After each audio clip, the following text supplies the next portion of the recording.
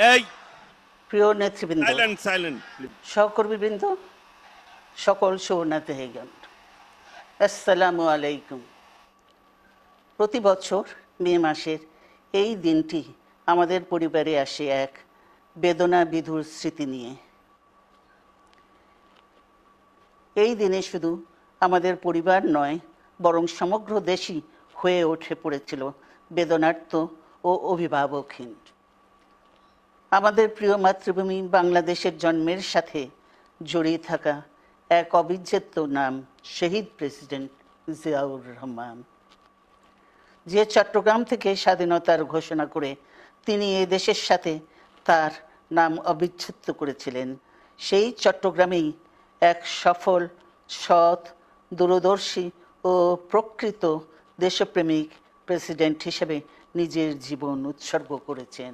এদেশে গণতন্ত্র, স্বাধীনতা, সংবাদপত্র ও বিচার বিভাগের স্বাধীনতা, স্বনির্ভরতা ও উন্নয়ন এবং নিজস্ব জাতীয়তাবাদ সৃষ্টির অনন্য রূপকার শহীদ জিয়া, যে গণতন্ত্র প্রতিষ্ঠা আর সার্বভৌমত্ব রক্ষার লড়াইয়ে তিনি শাহাদাত বরণ করেছেন, সেই গণতন্ত্র নিরবচ্ছিন্ন যাত্রা আজও বাধাগ্রস্ত হচ্ছে প্রতি পদে পদে। খুব শীঘ্রই আমরা বাংলাদেশকে গণতন্ত্রে পুনঃপ্রতিষ্ঠিত দেখতে পাব। এই হোক শহীদ জিয়ার শাহাদাত বার্ষিকীতে আমাদের অঙ্গীকার। এই লক্ষ্যে সুশৃঙ্খলভাবে এগিয়ে চলার জন্য আমি বিএনপির সকল পর্যায়ের নেতা কর্মী ও দেশবাসীর প্রতি আহ্বান জানাচ্ছি।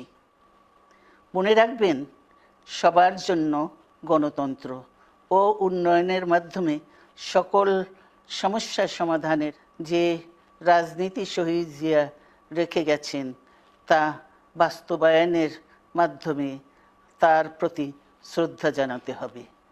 আমরা তার বিদায়ী আত্মার মাগফিরাত কামনা করছি। আল্লাহ হাফেজ। বাংলাদেশ জিন্দাবাদ।